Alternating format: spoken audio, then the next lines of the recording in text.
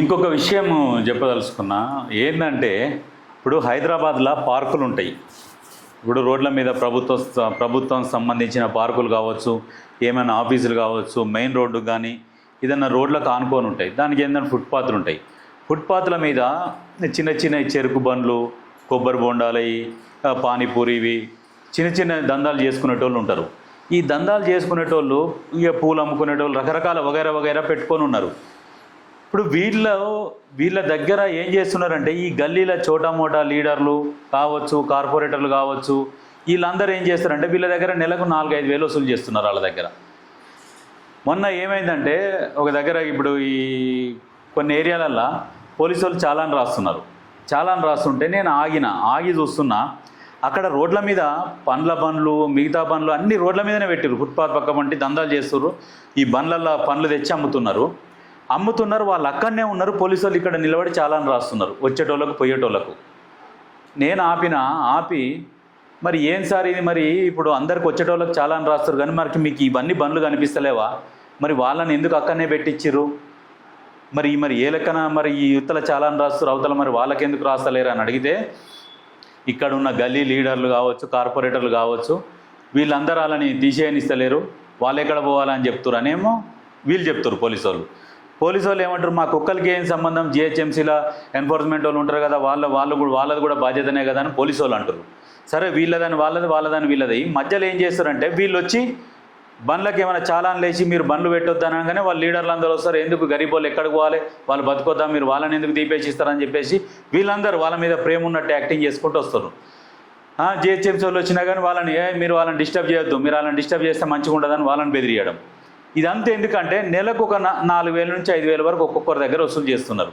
మేము పోయి వాళ్ళని అడిగినాం, ఎవరిని, ఆ బండ్లోని, మీరేంద్రా నాయన ఇట్లా రోడ్ల మీద పెట్టుకుంటారు, మరి ఇదేంటి, మరి ఇది ఎక్కడ పరిస్థితి, మీరెందుకు వాళ్ళకి పైసలు ఇచ్చేదని అంటే, మరి లేకుంటే పెట్టనిస్తలేరా అన్న మమ్మల్ని అని అంటారు. అరే మరి ఎందుకే మరి ఇట్లా మరి భయపడేది ఎందుకు, ఇప్పుడు అదేదో మీరు రుబాబుగా పోలీసు వాళ్ళకే చెప్పొచ్చు కానీ పోలీసు వాళ్ళే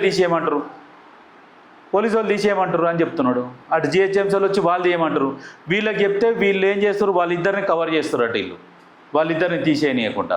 మరి ప్రభుత్వం కూడా ఇప్పుడు కొన్ని ఏరియాలల్లో మూసీల దగ్గర ఒక 8x6 8x10 కొన్ని మన టెంపరవరీ షటర్ లాగా ఏర్పాటు చేసింది. అవి కూడా అందుబాటులోకి తీసుకొని వచ్చి అట్లాంటి వాటిని ఇక్కడ ఇట్లా ఈ ఫుట్పాత్ల మీద ఏర్పాటు చేసి ఇట్లాంటి వాళ్ళకి కిరాయిలకు ఇస్తే ప్రభుత్వానికి కూడా ఆదాయం పెరుగుతుంది కదా. వీళ్ళకి కూడా ఒక లైసెన్స్ ఉన్నట్టు భయపడకుండా వీళ్ళు కూడా ధైర్యంగా ఏదైనా దందా చేసుకోవచ్చు కదా. వీళ్ళు ఎన్ని రోజులు భయపడకుండా వీళ్ళని మళ్ళీ బెదిరించుకోవడము, వీళ్ళ దగ్గర మళ్ళీ పనులు తీసుకొని పోవడం. ఓ రోజు మేము ఆన్నే ఉన్నాము, వచ్చిండు పనులు తీసుకొని పోతూనే ఉన్నారు.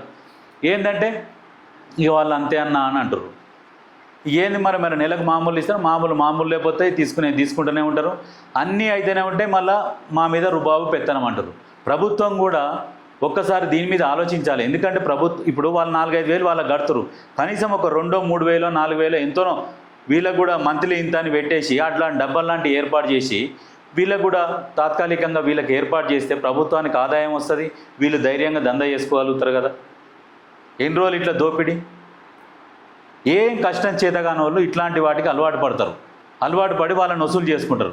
పాపం వాళ్ళు పొద్దున్న నుంచి ఎండకు సాయంత్రం దాకా నైట్ 10 దాకా ఉంటారు. వాళ్ళు ఆ కూరగాయలు తెచ్చుకునేటోళ్ళు కావచ్చు, పండ్లు తెచ్చుకునేటోళ్ళు కావచ్చు, ఏదన్నా కష్టపడేదేమో వీళ్ళు రుబాబుగా బట్టలు వేసుకొని వచ్చి మళ్ళీ వాళ్ళని అడుగుడు కూడా మరి అన్న ఏమన్నా అని అడగరు. అరే ఏమైరా భయ్ ఇంకా ఇస్తలేరు అని రుబాబా బెదిరించుకొని వసూలు చేస్తుంటారు. దీని మీద ఖచ్చితంగా ప్రభుత్వం కూడా ఒకసారి ఆలోచిస్తే ప్రభుత్వానికి చాలా ఆదాయం ఉంటుంది. ఇప్పుడు మూసి చుట్టూ ఖాళీ ప్లేస్లే ఉన్నాయి, ఉచితంగా పెట్టుకొని ఆ లోకల్ లీడర్లకు పైసలు ఇస్తున్నారు. నెలకు 4-5 వేలు. అట్లా 1000 మంది ఉన్నారు. 1000 మందిని లెక్కేసుకుంటే వాళ్ళకు ఒక కార్డు లాగా ఇచ్చేసి, లైసెన్స్ లాగానో ఏదో కార్డు లాగా ఇచ్చేసి వాళ్ళకి ఏర్పాటు చేస్తే అయిపోద్ది. మూసీ చుట్టూ ఆల్రెడీ వేసిర్రు కొన్ని 8x10 ఏమో షటర్ల లాగా చేసిర్రు టెంపరవరీ. అట్లాంటివి అవి అందుబాటులోకి తీసుకొస్తే అయిపోతాయి. ఇప్పుడు అవి కూడా ఖరాబ్ అయిపోయే పరిస్థితిలోకి వచ్చింది అది. అందుకని ఇవి ప్రభుత్వానికి ఆదాయం ఎక్కడి నుంచి వస్తుంది, ఎక్కడి నుంచి రావాలి అనేది క్రియేట్ చేసుకోవాలి. ఇప్పుడు ఎవడో వచ్చి దోసుకొని పోతారు పాపం పేద ప్రజల మీద. నిజంగా వాళ్ళు పొద్దున్న నుంచి రాత్రి దాకా కష్టపడితే వాళ్ళ మీద పడి దోసుక తింటారు ఈ దొంగలు. సిగ్గు లేకుండా మళ్ళీ ఒక్కొక్కడు దున్నపోతుల్లాగా ఉంటారు, పోయి వాళ్ళ మీద వడుసులు చేసుకొని తింటారు వాళ్ళు. దీని మీద ప్రభుత్వం కూడా ఒకసారి ఆలోచించాలి. ఏమనంటే ఇక అందరూ ఇక వాళ్ళు ఒకరి నుంచి ఒకరి పేర్లు చెప్తూనే ఉన్నారు, అందరి పేర్లు. ఇప్పుడు మనం ఒకరిని పేరు కాదు కానీ అందరు ఉన్నారు, చోట మోట లీడర్ల కానించి ఎవరి పరిధిలో వాడు మెయింటైన్ చేస్తున్నారు ఇక ఈ రకంగా. దీని మీద కూడా ప్రభుత్వం ఒకసారి ఆలోచన చేయాలి. ఆలోచన చేసి చర్యలు తీసుకోవాలి, నిర్ణయాలు కూడా తీసుకోవాలి.